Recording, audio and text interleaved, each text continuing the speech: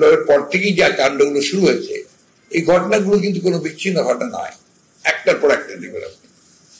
প্রথমেই দেখেন আপনার আনসারদের ঘটনা, আনসারদের যে আপনার একটা ঘটনা ঘটেছে, এটাকে আমি বিচ্ছিন্ন ঘটনা মনে করি না। এটা একটা পরিকল্পিত ঘটনা, একটা ডিস্টেবিলাইজেশন করা, সরকারকে আপনার একেবারে বিপদগ্রস্ত করে ফেলা। এরপরে আপনার দেখেছেন বিভিন্ন আপনার অ্যাসোসিয়েশন, বিভিন্ন ট্রেডের লোকজনেরা তার দাবি দাওয়া নিয়ে চেষ্টা করেছে একটা অস্থিরতা সৃষ্টি করতে।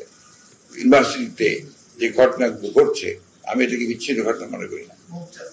হ্যাঁ হ্যাঁ, যেটাকে বলা হয় যে মব লিঞ্চিং এর ব্যাপারটা আছে, তাই না? এটা বিচ্ছিন্ন মনে করি না। অন্যদিকে আপনার সাম্প্রদায়িক একটা সম্প্রীতি নষ্ট করবার যে প্রচন্ড রকমের একটা প্রক্রিয়া ছিল, এটা এখনো যায়নি, এই চেষ্টাটা চলছে। এর মধ্যে আপনার কিছু পলিটিক্যাল ঘটনাও ঘটেছে। ছাত্র একটা রাজনৈতিক এন্টিটি নিয়ে দাঁড়াচ্ছেন, কিভাবে দাঁড়াচ্ছেন ঠিক পরিষ্কার না। তো এতগুলো ঘটনা কিন্তু আমি ঘটছে। পার্বত্য চট্টগ্রামের ঘটনাটাকে আমি কোনো বিচ্ছিন্ন ঘটনা মনে করি না, এর সঙ্গে অনেক কিছু জড়িত আছে। আপনার এই সুযোগ একটা নেওয়া, শূন্যতার সুযোগ নেওয়া, অন্যদিকে আপনার জিও পলিটিক্সের যে পরিবর্তন এবং যে ঘটনাগুলো ঘটছে মিয়ানমারকে কেন্দ্র করে এবং আশেপাশের এলাকাগুলো, ওইদিকে আপনার ভারতবর্ষের মণিপুরের যে বিদ্রোহ, সবগুলোকে যদি আপনি আনেন জিও পলিটিক্সের এই ঘটনাগুলোকে, তাহলে কিন্তু ভেরি সিগনিফিকেন্ট আমি মনে করি। সবচেয়ে বড় কথা হচ্ছে যে একটা রাজনীতিকরণের প্রক্রিয়াকে শুরু করার চেষ্টা করা। অন্যদিকে আপনার শেখ হাসিনা পার্শ্ববর্তী দেশের থেকে যে সমস্ত কথা বলছেন, তা কতটুকু সত্য মিথ্যা আমি জানি না, কিন্তু সেই কথাগুলো কিন্তু এখানে আপনার বড় ইম্প্যাক্ট তৈরি করছে।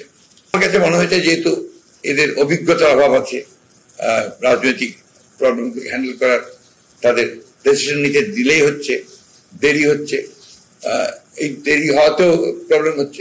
এখানে যেটা সবচেয়ে বড় ল্যাকিং যেটা, সেটা হচ্ছে একটা পলিটিক্যাল যে একটা আপনার বিষয়, সেটা কিন্তু একটু ল্যাকিং আছে। এটা কাভার আপ করা যায় একমাত্র যদি regular time to time political পার্টিগুলোর সঙ্গে যদি আপনার আলোচনা করা যায়, এটা একটা করা যায়। সেটা আপনার খুব বেশি সম্ভব হচ্ছে না বোধ হয়, আর কিছুটা আপনার কম হচ্ছে। বিষয়টা তো পলিটিক্যাল 100%, তাই না?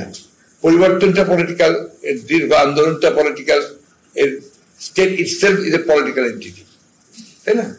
তো এখন সেই ক্ষেত্রে ওই জায়গাটা যদি ল্যাকিং হয়, তাহলে আপনার নিঃসন্দেহে কিছু পলিটিক্যাল গ্যাপ থেকে যেতে পারে। আর আমাদের দেশে আপনার এই ধরনের পরিবর্তনের পরে যেটা হয়, সব দেশেই হতে হয়, একটা আপনার গভর্নেন্সে একটা সমস্যা দেখা দেয়। আপনার বিভিন্ন যে স্টেক হোল্ডার্স আছে তাদের মধ্যে সমস্যা দেখা দেয়, সুযোগ সন্ধানীদের মধ্যে একটা সুযোগ ব্যাপারে আসে, কেউ আপনার সেগুলোকে সুযোগ নিতে চান। এবং বাংলাদেশের কালচারের মধ্যে এটা আছে যে তদবির আর অসংখ্যভাবে বেড়ে যায়, সবাই তখন নতুন গভর্নমেন্টের কাছাকাছি যেতে চায় আপনার। এটা একটা বড় সমস্যা, কিন্তু যে কারণে আমি কথাগুলো বলছি। ফলে এত দ্রুত যদি আমরা আশা করি যে গভর্নমেন্ট খুব দ্রুত সুন্দরভাবে রান করবে, একেবারে সঠিকভাবে, তাহলে কিন্তু আমাদের আশা করা ঠিক হবে না। আরেকটা ব্যাপার আছে যে আপনার ফ্যাসিবাদী সরকারের যারা মূল দায়িত্বে ছিলেন, তারা তো ওই দায়িত্বে রয়ে গেছেন। এখন তাদের সকলকে ওখান থেকে সরিয়ে আপনার যারা এই পরিবর্তনের পক্ষে বা নিরপেক্ষ লোকজনকে সব জায়গায় বসানো সম্ভব হয়নি।